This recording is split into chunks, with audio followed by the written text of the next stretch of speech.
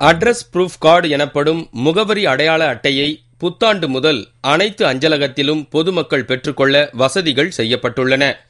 நேரடியாகவோ ஆன்லைன் வழியாகவோ இந்த அடையாள அட்டையை பெற்றுக்கொள்ளலாம். இந்த அடையாள அட்டை தேர்தல் கமிஷன், நுகர்பொருள் விநியோகம், நுகர்வோர் பாதுகாப்புத்துறை மற்றும் தமிழக போலீசாரால் முகவரி சான்றாக அங்கீகரிக்கப்பட்டுள்ளது. புதிதாக குடியேறுபவர்கள் அடையாள அட்டையின்றி அவதிப்பட்டு வருகின்றனர்.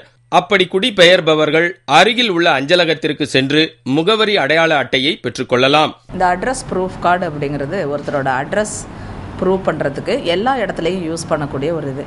இப்போ நாங்கள் இதை கொஞ்சம் எக்ஸ்டெண்ட் பண்ணியிருக்கோம். இப்போ எலெக்ஷன் கமிஷனுக்கு இதை யூஸ் பண்ணிக்கலாம், சிவில் சப்ளைஸ்க்கு யூஸ் பண்ணிக்கலாம், டிரைவிங் லைசன்ஸ் இஷ்யூ பண்ணுறது, இது மாதிரி வேரியஸ் அதர் சர்வீசஸ்க்கெல்லாம் இதை யூஸ் பண்ணிக்கலாம். It is a valid document.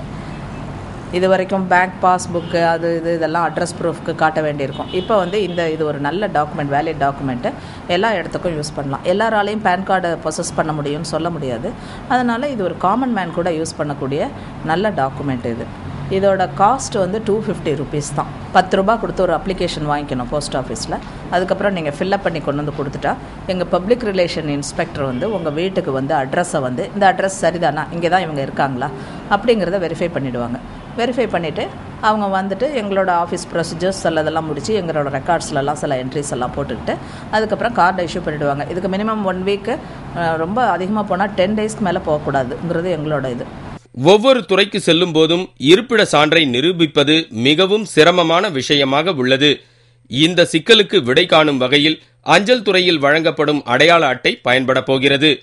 3 ஆண்டுகளுக்கு ஒருமுறை இதை புதுப்பித்துக் கொள்ளலாம். அஞ்சல் துறையின் இந்த சேவை வரப்பிரசாதமாக அமைந்துள்ளதால் பொதுமக்கள் இதை பயன்படுத்திக் கொள்ளலாம்.